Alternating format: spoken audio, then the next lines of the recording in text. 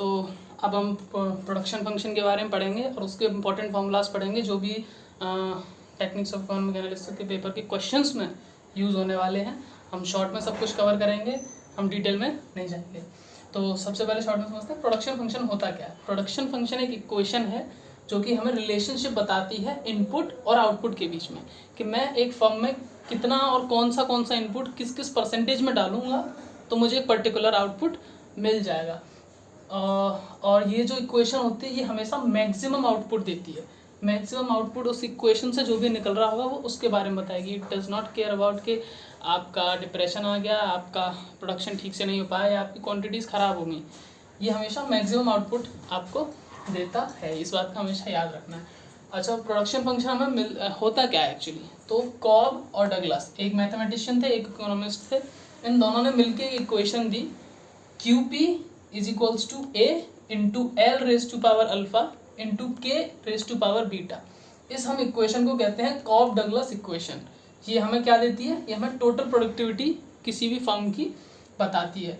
इसको थोड़ा सा क्लैरिफाई कर लेते हैं। यहाँ पर QP का मतलब है प्रोडक्शन, कि एक फर्म कितना प्रोड्यूस कर रही है। ये जो A है ये कांस्टेंट वैल्यू होती है, और ये कांस्टेंट वैल्यू किस चीज़ को दिखाती है, ये दिखाती है टेक्नोलॉजी यूज्ड।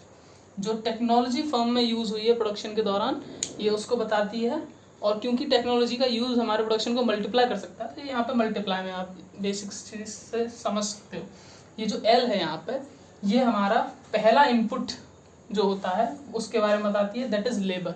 किसी भी फर्म में प्रोडक्शन के लिए लेबर की बहुत ज़रूरत होती है, तो जो L है वो लेबर को डिफाइन करता है।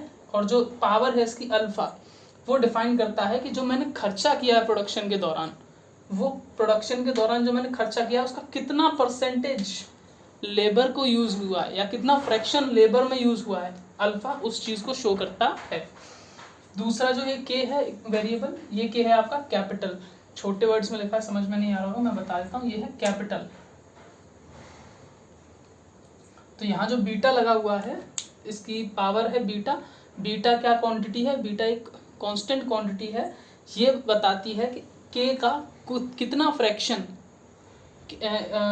टोटल कॉस्ट जो हमने इंकर की है प्रोडक्शन के दौरान, उसका कितना फ्रैक्शन कैपिटल पे यूज़ हुआ है। तो usually alpha will be like something 0.4 इस तरह से, beta will be like something 0.6। एक बात का हमेशा याद रखना, अल्फ़ा प्लस बीटा हमेशा 1 होता है। ये फॉर्मूला है। तो अगर इसकी वैल्यू 0.3 हो जाएगी तो इसकी वैल्यू 0.7 हो जाएगी। इन दोनों का समीशन हमेशा बराबर रहता है। तो ये कांस्टेंट क्वांटिटीज़ होती हैं, वेरिएबल नहीं होती हैं। याद रखना हमारे वेरिएबल हैं क्या, हमारा वेरिएबल है L labour, K capital. I hope clear होगा यहाँ तक। उसके बाद हम इस क्वेश्चंस को करने के लिए बेसिक्स मैथ यूज़ करेंगे तो हो जाएगा। इसके बाद जो अगला टॉपिक हम पढ़ते हैं वो है मार्जिनल प्रोडक्टिविटी। हमने टोटल प्रोडक्टिविटी देखा कॉब डगलस इक्वेशन में, अल्फ़ा बीटा लेबर कैपिटल की वैल्यू लगाकर, ए की वैल्यू अगर हमें दी है वो लगाकर हम कॉब डगलस इक्वेशन का यूज़ करके टोटल प्रोडक्टिविटी निकाल लेते हैं। अब हम पढ़ेंगे मार्जिनल प्रोडक्टिविटी के बारे में। मार्जिनल प्रोडक्टिविटी, मार्जिनल का मतलब ही वो होता है कि किसी भी एक यूनिट को एक्स्ट्रा इंक्रीज करने में कितना चेंज आ रहा है टोटल आउटपुट पर, वो क्या होगा। बेसिकली मैं फिर से रिपीट करता हूँ, अगर मैं एक यूनिट ऑफ लेबर चेंज कर रहा हूँ तो आउटपुट पे उस चेंज का कितना इफेक्ट होगा, वो हमें मार्जिनल प्रोडक्टिविटी बताती है।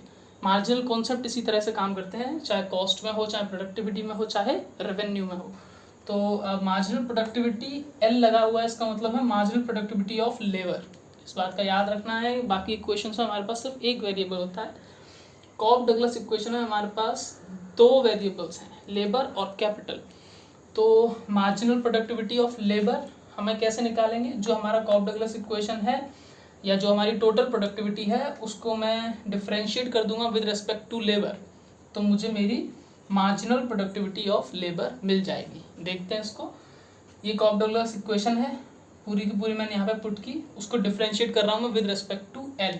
इंपॉर्टेंट चीज़ यहाँ पर ये है कि मैं इसको यहाँ पे पार्शियली डिफ्रेंशिएट करूँगा। अब पार्शियल डिफ्रेंशिएशन क्या होता है, कैसे करता है, हम डिटेल में नहीं जाएंगे। बेसिकली इसका मतलब ये होता है कि 2 वेरिएबल होते हुए भी हम किसी एक वेरिएबल के रेस्पेक्ट में डिफ्रेंशिएट करते हैं इक्वेशन को और दूसरे वेरिएबल को कांस्टेंट मान के आगे बढ़ते चले जाते हैं। डिफ्रेंशिएशन का प्रोसेस, सारे rules as it is normal differentiation जैसे ही होते हैं। बस इस बात का याद रखना होता है कि यहाँ पे जो दूसरा वेरिएबल है वो कांस्टेंट की तरह ट्रीट किया जाता है, ऑल्दो उस पर प्रोडक्शन फाइनल जो वैल्यू है वो डिपेंड करती है। तो मार्जिनल प्रोडक्टिविटी ऑफ लेबर को निकाल रहे थे हम, इसको डिफ्रेंशिएट करेंगे partially with respect to D L. Partially differentiate करेंगे तो ए हमारा कांस्टेंट है, बाहर आ जाएगा। हम क्योंकि एल के रेस्पेक्ट में डिफ्रेंशिएट कर रहे हैं तो हमारा ये टर्म सिर्फ वेरिएबल है, ये टर्म भी कांस्टेंट हो जाएगा, तो ये टर्म भी बाहर आ जाएगा। जब एल की पावर अल्फ़ा को डिफ्रेंशिएट करेंगे तो डिफ्रेंशिएशन ऑफ एक्स की पावर एन वाले फॉर्मूले से इसका आंसर क्या हो जाएगा, N X minus X raise to power N minus one. ये डिफ्रेंशिएशन का मोस्ट बेसिक फॉर्मूला है, तो उसके हिसाब से इसका आंसर क्या हो जाएगा, अल्फ़ा एल की पावर अल्फ़ा माइनस वन। देख सकते हैं आप, एल की पावर अल्फ़ा, उसको डिफ्रेंशिएट होंगे अल्फ़ा इंटू एल की पावर अल्फ़ा माइनस वन। अब इसी चीज़ को मैंने यहाँ पर ऐसे लिया, अल्फ़ा माइनस वन को मैं एल की पावर अल्फ़ा इंटू एल की पावर माइनस वन लिख सकता हूँ। ये माइनस वन जो है वो नीचे जाएगा, तो मैं इसको ऐसे लिख सकता हूँ। तो बेसिकली हमने इसी चीज़ को यहाँ पर रीअरेंज किया है, के की पावर बीटा को इधर भेज दिया, एल की power alpha upon L, L की पावर अल्फ़ा माइनस वन के बराबर है, ये इसको यहाँ रख दिया। इनटू में ये जो कांस्टेंट अल्फ़ा था वो यहाँ पर है और ये जो माइनस वन था वो नीचे है एल के साथ। अब एक बात देखो, ए के की पावर बीटा एल की पावर बीटा, ये वापस से प्रोडक्शन फंक्शन मिल गया जैसे ही मैंने डिफरेंशिएट किया। तो मैं इसको डायरेक्ट क्यू पी लिख देता हूँ। तो बेसिकली मेरे पास बहुत इजी हो जाता है, अगर मेरे पास को टोटल प्रोडक्टिविटी दी हुई है कि मैं इस फॉर्मूले को यूज़ कर लूँगा, that is total productivity into alpha upon labour. मेरे पास ये फॉर्मूला होता है। अगर मेरे पास टोटल प्रोडक्टिविटी है तो मुझे डिफरेंशिएट करने की भी पार्शियली ज़रूरत नहीं है, मैं डायरेक्ट पुट करूँगा वैल्यूज़ और आंसर ले लूँगा। और वैल्यूज़ किस किस की, टोटल प्रोडक्टिविटी, अल्फ़ा और लेबर की। सेम चीज़ हम मार्जिनल प्रोडक्टिविटी फॉर कैपिटल करेंगे, एम पी के, इसको फिर से पार्शियली डिफरेंशिएट करेंगे विद रिस्पेक्ट टू के। सेम चीज़ होगी, पहले ये आएगा फिर ये आएगा, रीअरेंज करेंगे तो ये आएगा। डिफरेंस बस ये है कि उसमें अल्फ़ा था, यहाँ बीटा हो जाएगा, नीचे कैपिटल था वो लेबर था, यहाँ पे कैपिटल हो जाएगा। ये आपकी दो अलग अलग तरह की मार्जिनल प्रोडक्टिविटी निकलती हैं प्रोडक्शन फंक्शन के केस में, कॉफ डगलस प्रोडक्शन फंक्शन के केस में। आई होप इतना समझ में आ गया होगा। अगला जो कॉन्सेप्ट है वो एवरेज प्रोडक्टिविटी का। एवरेज कैसे निकालते हैं, टोटल प्रोडक्टिविटी को लेबर के रेस्पेक्ट में या कैपिटल के रेस्पेक्ट में डिवाइड कर देते हैं, कैपिटल से या लेबर से डिवाइड कर देते हैं। एवरेज प्रोडक्टिविटी ऑफ लेबर क्या होगी, total productivity upon labour. Average productivity of capital क्या होगी, टोटल प्रोडक्टिविटी अपॉन कैपिटल। इसी के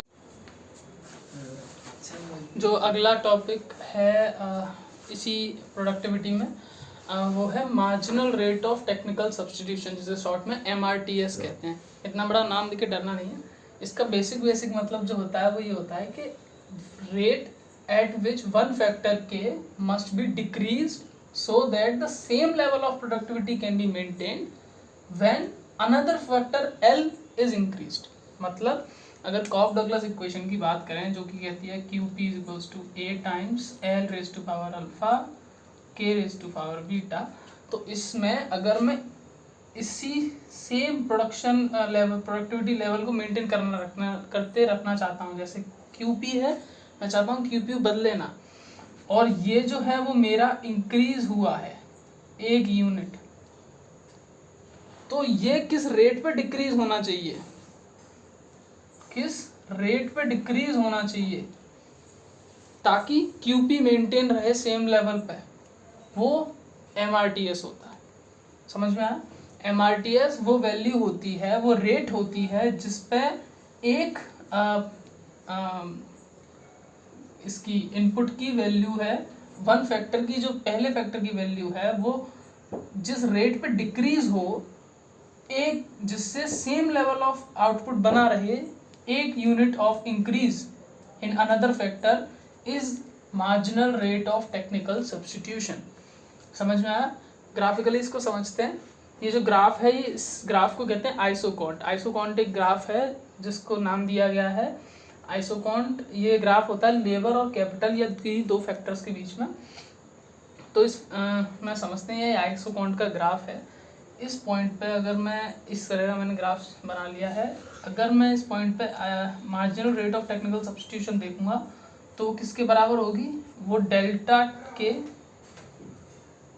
अपॉन डेल्टा एल के बराबर होगी। MRTS for K for capital is equals to delta K upon delta L, जो कि किस चीज़ के बराबर होगा, इस ग्राफ, इस आइसोकॉन्ट के स्लोप के बराबर। यह है आपका marginal rate of technical substitution. चलिए इसके बाद एक क्वेश्चन करते हैं।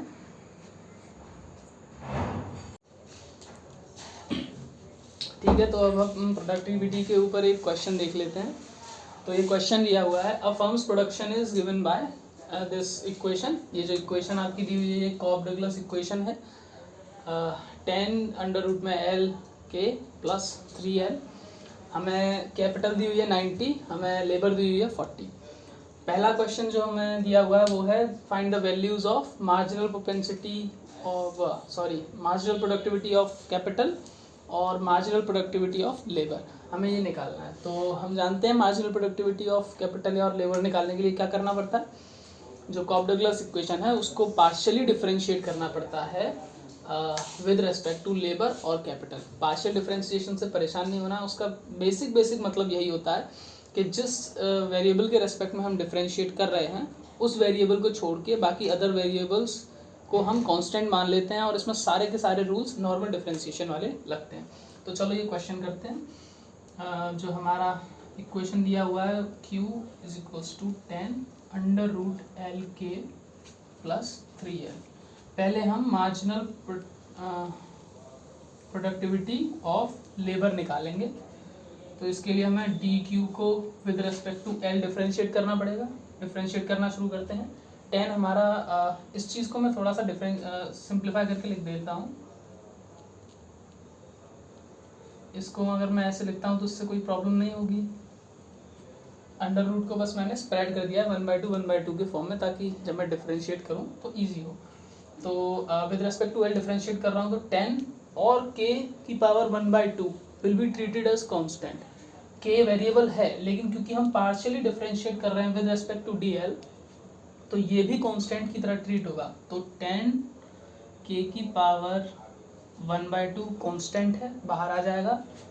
इसको हम डिफरेंशिएट करेंगे 1/2 L की पावर -1/2। ठीक है, अगला टर्म 3L डिफरेंशिएट होगा, बचेगा सिर्फ 3। इसको सिंप्लीफाई करेंगे, आंसर आएगा 5k अपॉन L होल में 1/2 प्लस 3। k अपॉन L कहाँ से आया, -1/2 था L नीचे जाएगा, k की पावर भी 1/2 है, इसकी 1/2 हो जाएगी नीचे जाके, तो हमने ऐसे लिख लिया प्लस 3।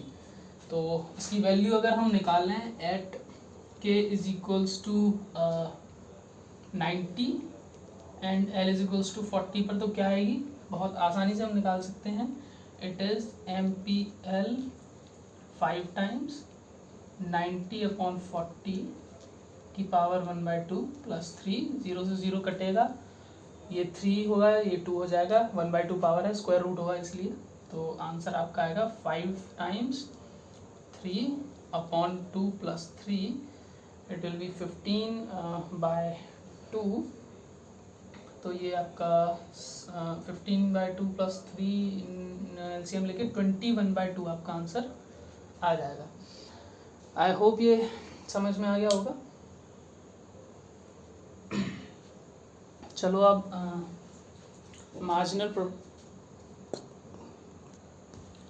अब हमारा मार्जिनल प्रोडक्टिविटी ऑफ लेबर आ गया 21/2, उसे साइड में रख देते हैं। अब हमें निकालना है marginal productivity of capital MPK। फिर से वही मेथड यूज़ करेंगे, इस चीज़ को इस सबको डिफरेंशिएट करेंगे विद रिस्पेक्ट टू K। अब याद रखना फिर से, क्योंकि पार्शियल डिफरेंशिएशन है, K के अलावा जो भी दूसरा वेरिएबल है जो कि इसमें L है उसको भी कांस्टेंट की तरह ट्रीट किया जाएगा। और रूल सारे कौन से लगेंगे, नॉर्मल डिफरेंशिएशन वाले। तो इसको डिफरेंशिएट करना शुरू करते हैं विद रिस्पेक्ट टू के। तो 10 हमारा एज इट इज़ बाहर आ जाएगा, l raise to power 1/2 as it is बाहर आ जाएगा, k की पावर 1/2 डिफरेंशिएट होगा, आंसर आएगा 1/2 k की पावर -1/2। और जो 3l है, क्योंकि इसमें कोई भी k का टर्म नहीं है तो ये हो जाएगा 0। ठीक है। और इसको हम सिंप्लीफाई करके 2 से कटेगा 5 टाइम्स, आंसर आएगा 5 times l/k raise to power 1/2। Clear है। वैल्यू पुट करेंगे at k is to 90 and l is to 40, mpk will be 5 times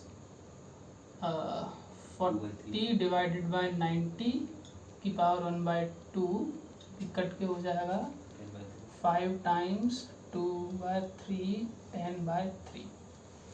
I hope ये समझ में आया होगा। तो हमारा पहला पार्ट हो गया है, हमने मार्जिनल प्रोडक्टिविटी ऑफ लेबर और मार्जिनल प्रोडक्टिविटी ऑफ कैपिटल निकाल लिया।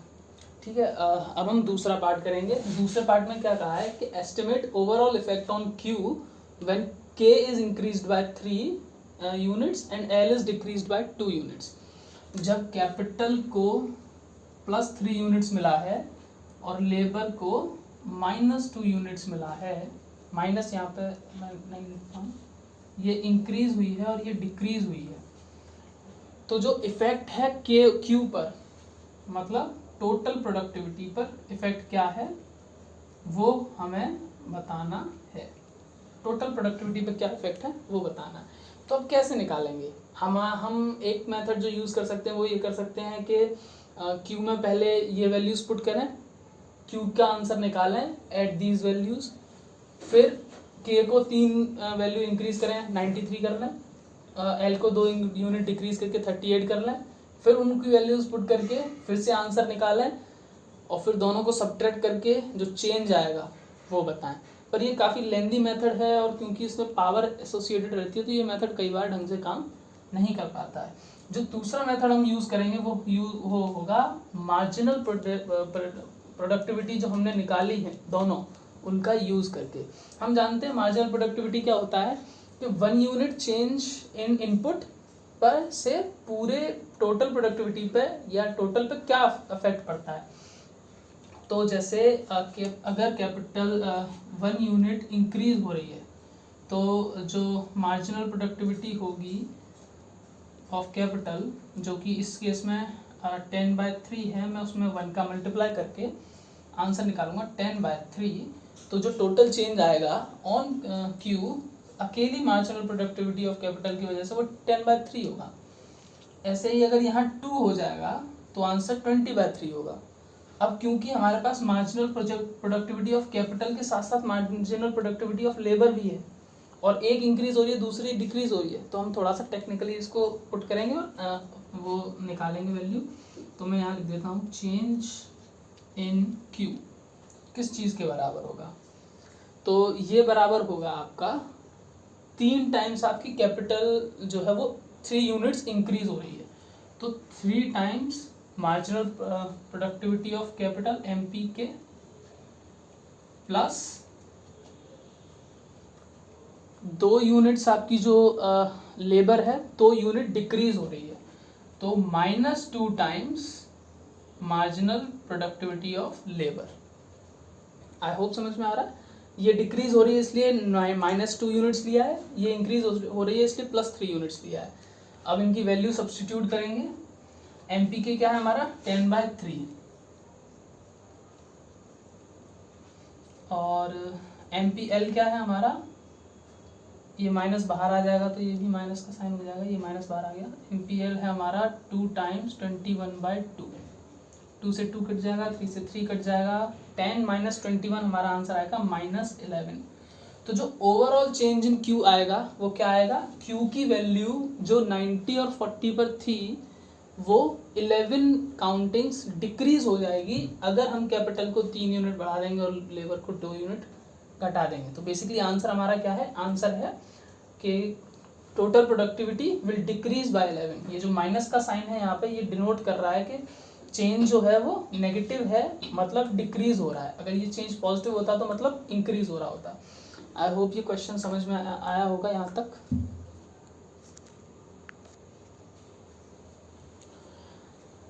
अब हम MRTS देखेंगे, निकालेंगे। MRTS क्या होता है, marginal rate of technical substitution. Marginal rate of technical substitution, MRTS निकालने का फॉर्मूला हमने अभी थोड़ी देर पहले देखा था पिछले वीडियो में। वो है कि MRTS is equals to delta K upon delta T, जहाँ पर डेल्टा के है क्या है, change in capital, delta T क्या है, sorry delta L, sorry delta K क्या है, change in capital, delta L क्या है, change in labour. Change in capital हमें कितना दिया हुआ है, 3 यूनिट्स, इंक्रीज हुआ है 3 यूनिट्स, तो मैं यहाँ 3 लिख देता हूँ। चेंज इन लेबर क्या है, 2 यूनिट्स, तो यहाँ 2 लिख देता हूँ। आंसर क्या आएगा, 1.5। Very easy. तो MRTS हमारा क्या आ रहा है, 1.5। और इसकी इंटरप्रिटेशन क्या होगी, इसकी इंटरप्रिटेशन ये होगी कि for every 1 unit change in labour the capital will change bye 1.5 so that production remain same. मतलब जो MRTS की डेफिनेशन है कि एक यूनिट इंक्रीज से दूसरा जो फैक्टर है वो कितना रेट पे चेंज होगा ताकि हमारा प्रोडक्शन सेम रहे, प्रोडक्टिविटी सेम रहे, वो चीज़ MRTS बताता है। तो उसी चीज़ को हमें इस वैल्यू के साथ एक्सप्लेन करना है इंटरप्रिटेशन के तौर पे कि 1 यूनिट इंक्रीज इन लेबर के साथ साथ जो हमारा K है वो 1.5 टाइम्स चेंज हो जाएगा। एक बात याद रखना, अगर एक बढ़ता है तो दूसरा डिक्रीज होता है। अगर लेबर बढ़ेगा 1 यूनिट तो जो K है वो 1.5 यूनिट टाइम्स डिक्रीज होगा। अगर L डिक्रीज होगा 1 यूनिट तो K 1.5 टाइम्स इंक्रीज होगा। ये margin rate of technical substitution था। हमने पहले पार्ट में MPL और MPK निकाला, फिर हमने चेंज इन Q निकाला यूजिंग MPL एंड MPK, और फिर हमने MRTS और उसका इंटरप्रिटेशन देखा। आई होप ये क्वेश्चन आपका हेल्प करेगा। Thank you.